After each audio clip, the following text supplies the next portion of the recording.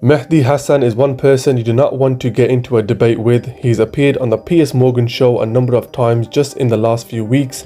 Recently he was on the show debating with ex-IDF Jonathon Conricus, and today we're going to be reviewing and reacting to some of the key points discussed. The debate starts with Jonathon sounding exactly the same as every other Israeli spokesman on the show and talking about how Israel has the right to defend itself. Let's take a look and see how Mehdi responds. I think that any reasonable person can say, well, Israel is at fault for Iran twice firing missiles on all over Israel. So what Israel is doing is defending itself against Iranian attacks, first and foremost Hamas, and Hamas is down but not out, and now dealing very lately, and after a long period of time of 70,000 Israelis being evacuated from their homes for 11 months, but dealing with Hezbollah as well. And I think that in the coming days, or maybe a little bit more than that, Israel will expand its defenses to the real destabilizing factor in the Middle East, which is Iran. And to put everything within the Netanyahu context, I think it's a bit, intellectually lazy and flat. There's so much more to it, and it really takes away agency and responsibility from all of the other actors that are attacking Israel. The Gaza and the Hezbollah and the Houthis and the Iranians and Iraqis and Syrians, all of these, they have no agency, they have no responsibility, they all are part of the Netanyahu show. I find that a bit hard to believe, and I think it's kind of a lazy argument to be making. All right, Mehdi, your response to that? Well, let's just deal with the agency issue first. A few things. One is, a lot of those groups you mentioned have all said that their fighting with Israel is tied to what's happening in Gaza. Many of them have offered the Houthis, Iran, and I said this to you, Piers, last time I came on the show, and you said, how can we trust them? I said, don't trust them, but call their bluff. They've all said, you end the genocide in Gaza, you end the violence in Gaza, you get a ceasefire, and we will stop fighting with Israel. Which genocide? The one that Hamas started on the 7th?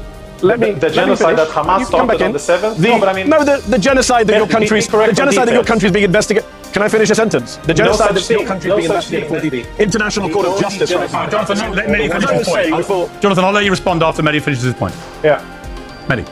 I barely started, but he doesn't want people to hear what's going on. All of those groups have said they'll stop if Israel stops its genocide in Gaza. NBC News reported that Israel killed Nasrallah because he said, I'm only going to do a deal with you if you do a ceasefire in Gaza. I want to link a ceasefire in Lebanon with a ceasefire in Gaza. And the Israelis told NBC News that's why we killed him. So we know that these groups have agency. Israel has agency. Jonathon Conricus wants your viewers to believe that Israel just blindly, Israel was just minding its own business and Iran attacked it. Israel attacked Iran first in Syria. They bombed an Iranian consulate in violation of the laws of international law and international diplomatic law. Yeah, they killed Iranians in Iran. They then bombed Ismail Haniyeh in Tehran. They bombed the Iranian capital, and then they bombed Beirut and killed a senior Iranian general. So actually it was Israel that's been provoking. And when he talks about source of destabilization in the region, everyone in the region knows it's Israel that's destabilizing the region. It's Israel right now that's escalating wars in multiple countries. Everyone around the world knows it's Israel that's the country that is causing the issues. 40 countries, Piers. 40 countries have just put out a statement on Saturday saying, can Israel please stop attacking UN peacekeepers, blue helmets? So please don't give us lectures on who is stabilizing, destabilizing the region. And final point, as for winning, the Israeli general who ran the Gaza division, Gadi Shamni, says Hamas is winning, Israel is losing in a big way.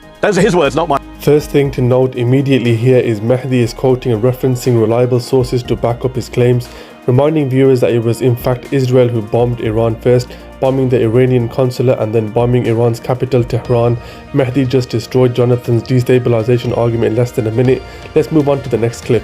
So I don't think that you're in a position to be lecturing anybody about what's really happening in the region. Okay. I am the one who is running with my family to bomb shelters when Hezbollah fires missiles, and when the Iranians fire missiles, and when Hamas fires missiles. I am the one who has family who has been evacuated from the north. I am the one who has close relatives and friends who were massacred on October the 7th. Don't lecture me about who is the source of instability. I agree with you that a lot of countries and a lot of dark people have a problem with the Jews living in their ancestral homeland. But that doesn't make it wrong that we're here. We're going to continue to be here and continue to defend ourselves despite the likes of you and despite our enemies. And I'll tell you that our history is so full of people that wanted to kill Jews and wanted to force us out of our homeland. But we're back, we're here, and we intend to continue to stay here despite the best efforts of Iranians and Syrians and Lebanese and Gazans and others. Mehdi.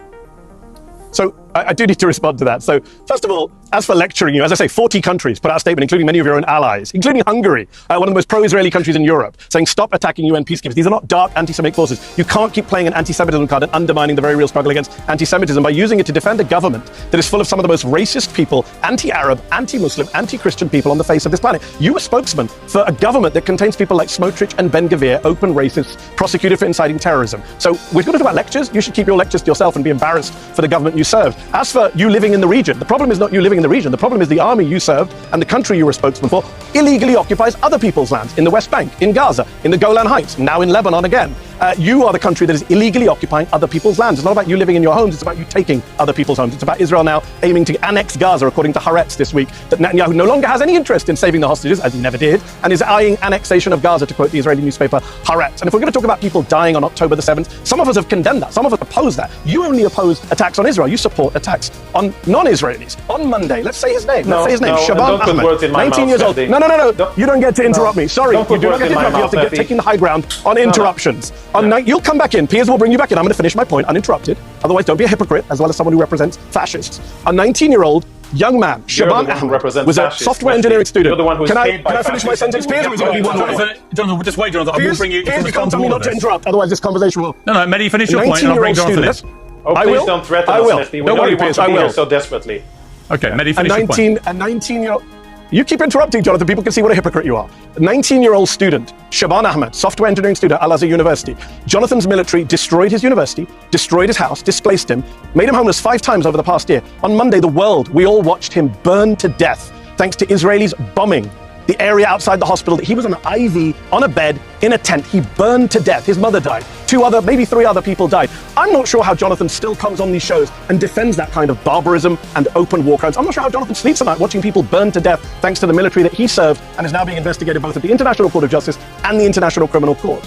Again, another example of personal subjective opinion versus the facts of reality.